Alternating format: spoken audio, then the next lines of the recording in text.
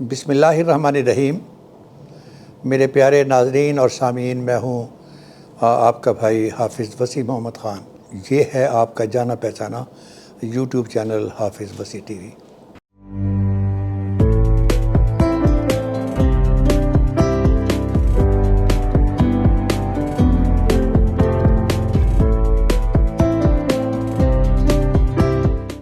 سامعین، میں کل ایک کتاب پڑھ رہا تھا اور اس میں لکھا ہوا تھا کہ سقراط بننے کے لیے زہر پینا ہی کافی نہیں ہے، بلکہ سچ بولنا ضروری ہے۔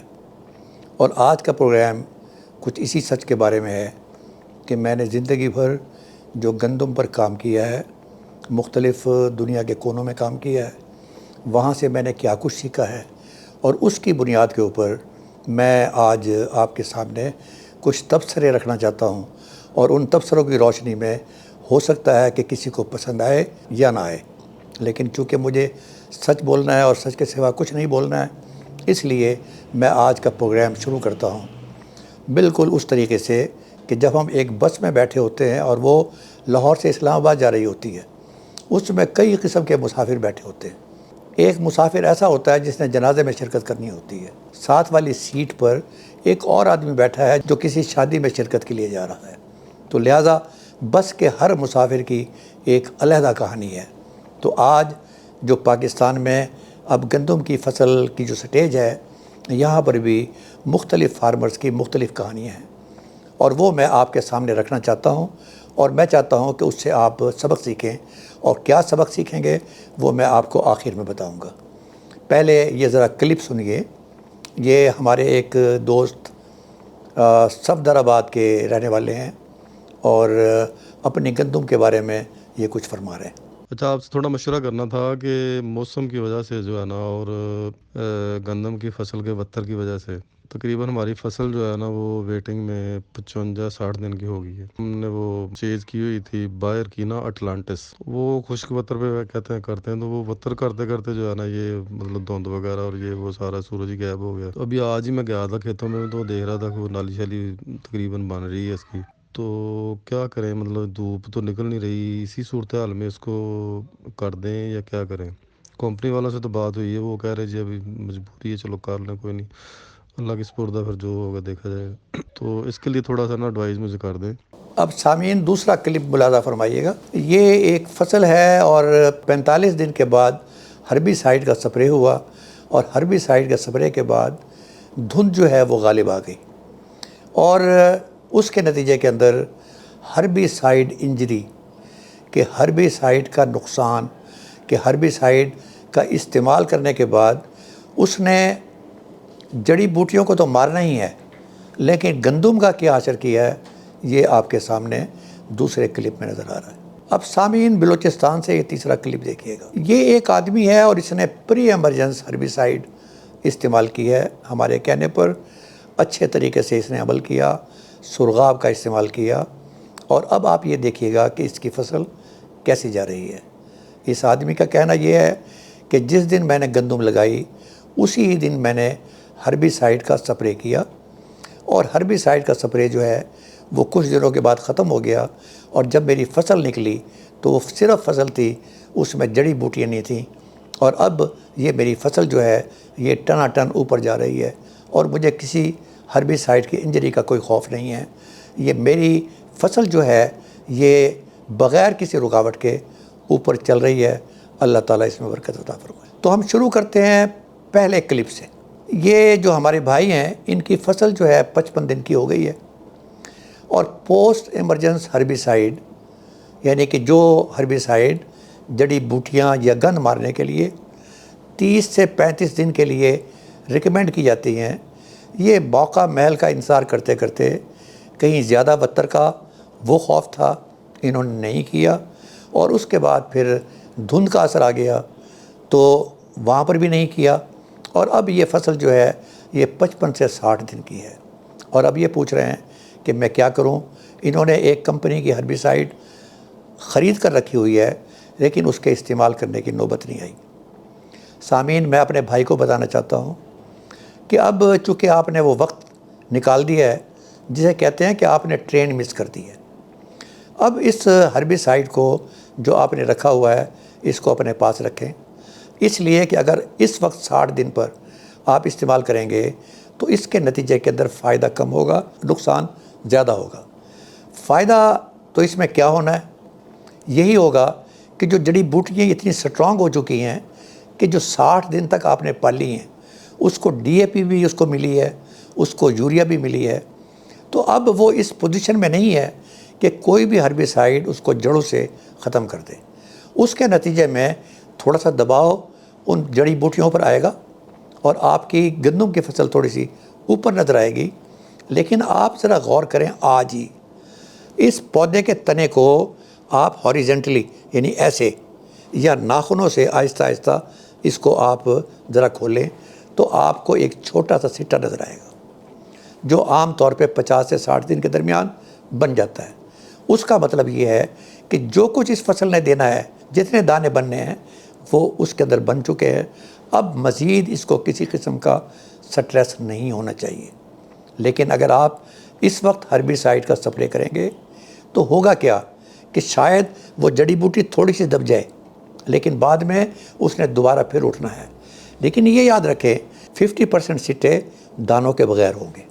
اسے کہتے ہیں پوسٹ ہربیسائیڈ انجری، کہ آپ کو اس وقت شاید تھوڑا بہتا کچھ اثر نظر آئے، لیکن اصل جب آپ کی پیداوار ہوگی اس وقت آپ کے دانے جو ہے وہ ایک سائیڈ سے خالی ہوں گے اور ایک سائیڈ سے آدھے بھرے ہوئے ہوں گے۔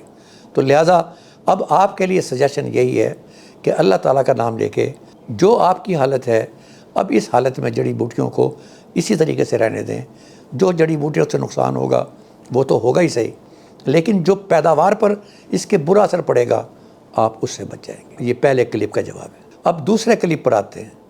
دوسرے کلپ میں انہوں نے 40 دن کے بعد ہربیسائیڈ کا سپرے کیا۔ تر وتر لگتا ہے زیادہ تھا۔ جو ایڈوائس کیا جاتا ہے وہ ایڈوائس یہ کیا جاتا ہے کہ تر وتر میں کریں۔ تر وتر کا مطلب یہ ہے کہ اگر آج آپ نے سپرے کیا جس پر آپ بآسانی آپ فصل کے اندر چل سکیں، آپ کا پاؤں کا نشان وہاں پر گہرا نہ پڑے، اسے کہتے ہیں تر وتر۔ اور اس کا مطلب یہ ہے کہ چونکہ آپ نے پانی نہیں لگانا، اب ہر روز آہستہ آہستہ یہ وتر کم ہوتا جائے گا اور یہ خشکی کی طرف جائے گا، اور اس کے بعد پھر آپ کو پانی کی ضرورت پیش آئے گی۔ لیکن یہاں ایسا لگتا ہے کہ جب تر وتر ہوگا، بلکہ تر وتر سے زیادہ وتر ہوگا، اس کے نتیجے کے اندر یہ جو ہربیسائیڈ ہے، کوئی بھی پوسٹ ایمرجنس ہربیسائیڈ، یہ زیادہ ایفیشینٹ ہو جائے گی، یہ ضرورت سے زیادہ اپنا اثر دکھائے گی، اور اس کے نتیجے میں جہاں جڑی بوٹیوں کو مارے گی وہاں گندم کے پودوں کو بھی وہ 25 دن پیچھے کی طرف دھکیل دے گی۔ اب یہاں پر کوئی یوریا، کوئی سرغاب، کوئی امائنو ایسڈ اس وقت عمل نہیں کرے گا جب تک وہ پورا کا پورا پوسٹ ایمرجنس ہربیسائیڈ جو آپ نے استعمال کی ہے اس کا 12 دن کا اثر تو ویسے ختم ہوگا۔ لیکن یہ جو زیادہ تر وتر میں کیا ہے، یہ جو رات کو شبنم پڑ رہی ہے اور کورا پڑ رہا ہے اور دھند پڑ رہی ہے، اس کے نتیجے کے اندر یہ ہربیسائیڈ اور زیادہ ایکٹیو ہو گئی ہے۔ لہذا دعا کریں کہ یہ وقت کسی طریقے سے گزر جائے اور جو ہی ایفیکیسی کا دورانیہ جو اب بڑھ چکا ہے وہ جلد سے جلد ختم ہو، تاکہ یہ اپنی زندگی کا سفر بڑی آسانی سے دوبارہ شروع کر دیں۔ سامعین، ایک دیکھنے والی چیز ہے، وہ دیکھنے والی یہ چیز ہے کہ جس آدمی کے پاس فصل بالکل ٹھیک ٹھاک ہے اور جس نے پری ایمرجنس ہربیسائیڈ استعمال کی تھی، وہ بارش کی دعا مانگ رہا ہے، اور یہ آدمی جو ہے جس کی فصل کا بیڑا غرق ہوا ہے، یہ دعا نہیں مانگ رہا ہے، یہ کہہ رہا ہے کہ تھوڑا سا اور لیٹ ہو جائے تاکہ زمین خشک ہو، اس لیے کہ بارش ہوئی تو جو تھوڑی بہت ہربیسائیڈ کا ریزیڈول ایفیکٹ ہوگا وہ اور زیادہ ایکٹیو ہو جائے گا۔ یہ بالکل اسی طریقے سے ہے کہ ہم ایک بس میں بیٹھے ہوئے ہیں، ایک جنازے پہ جا رہا ہے اور ایک خوشی میں جا رہا ہے۔ اب تیسری فصل دیکھیں، یہ بلوچستان کے ہمارے ایک فارمر کی ہے اور وہ ہماری بات کو اچھے طریقے سے مانتا ہے۔ وہ پری ایمرجنس ہربیسائیڈ استعمال کرتا ہے، اس نے پری ایمرجنس ہربیسائیڈ استعمال کی اور وہ 7-8 دنوں کے اندر اس سے پہلے کہ فصل باہر آئے وہ سارا کا سارا گند ختم ہو گیا، اور اب صرف فصل دھڑا دھڑ اوپر جا رہی ہے۔ یہاں اس نے سرغاب بھی استعمال کیا ہے، اس کو کسی قسم کا ڈر نہیں ہے، وہ دعا مانگ رہا ہے کہ اللہ ताला बारिश अता फ़रमाए और बारिश की वजह से उसकी फसल ज़्यादा बेहतर होगी। तो लिहाजा आज के इस प्रोग्राम का सबक आप लोगों के लिए है कि ज़रूरी नहीं कि इस मरतबा जो कुछ हमारे साथ हो हम उसका मदावा भी कर सकें, लेकिन उससे हम सबक ज़रूर हासिल कर सकते हैं। और वो सबक ये हासिल कर सकते हैं कि इस वक्त 25% लोग प्री एमरजेंस हर्बिसाइड पाकिस्तान में इस्तेमाल कर रहे हैं क्योंकि लोगों के जहन में ये बात समझ में नहीं आती कि ये कैसे हो सकता है कि आज मैंने फसल को लगाया, मुझे जड़ी बूटी नज़र भी नहीं आ रही है और मैं उसके ऊपर स्प्रे कर दूं। तो उसकी फ़िलासफ़ी ये है, ये जो प्री एमरजेंस हर्बिसाइड है ये एक फ़िल्म बना लेती है। वो जड़ी बूटी का बीज तो उगता है लेकिन वो उसको मज़ीद आगे बढ़ने नहीं देता, वहीं उसकी मौत वाक़ई हो जाती है। तो लिहाजा मैं आज का प्रोग्राम इस बात पर ख़त्म करता हूँ कि ये जो चीज़ें हैं आपके सामने हैं ये तो आपको भुगतनी है। लिहाजा अगले साल आप इससे फ़ायदा उठाएं, इससे सबक हासिल करें। अगले साल अगर गंदम की फसल लगानी है तो ये याद रखें कि उसकी पैदावारी टेक्नोलॉजी का आपने कैसे इंतखाब करना है। और मैं ये कहूँगा कि अगर आप प्री एमरजेंस हर्बिसाइड इस्तेमाल करेंगे, मैं प्री एमरजेंस किसी किस्म की हर्बिसाइड मैं नहीं बेचता, लेकिन जो मेरा इल्म है, मैं तजर्बा है, वो तो मैं आपके साथ शेयर कर सकता हूँ। मानना ना मानना आपका काम है। किसान गंदम ज़्यादा उगाएगा, दूसरी फसलें भी उगाएगा तो इस मुल्क का भला होगा, उसकी अपनी खुशहाली भी होगी और पाकिस्तान की खुशहाली भी होगी। लिहाजा ज़रूरी है कि जो कुछ दुनिया में हो रहा है हम उसको फॉलो करें, उन चीज़ों को फॉलो ना करें कि जो हमारे बाप दादा के ज़माने से चीज़ें आती रही हैं और हम उसको छोड़ने के लिए तैयार नहीं हैं। लिहाजा मेरे भाइयों, मेरी गुजारिश ये है कि एक अच्छे किसान के तौर पर आप अपनी भी खुशहाली को इंश्योर करें और कोशिश करें कि आपकी खुशहाली के नतीजे में पाकिस्तान भी खुशहाल हो। और ये जो पैदावारी टेक्नोलॉजी है इसको आप अच्छे तरीके से समझ लें। इस मरतबा जो नुकसान होता है उसको बर्दाश्त कर लेने में कोई हरज नहीं है, बशर्ते कि आदमी उससे सबक हासिल करे। वमा अलैना इल्लल बलागुल मुबीन।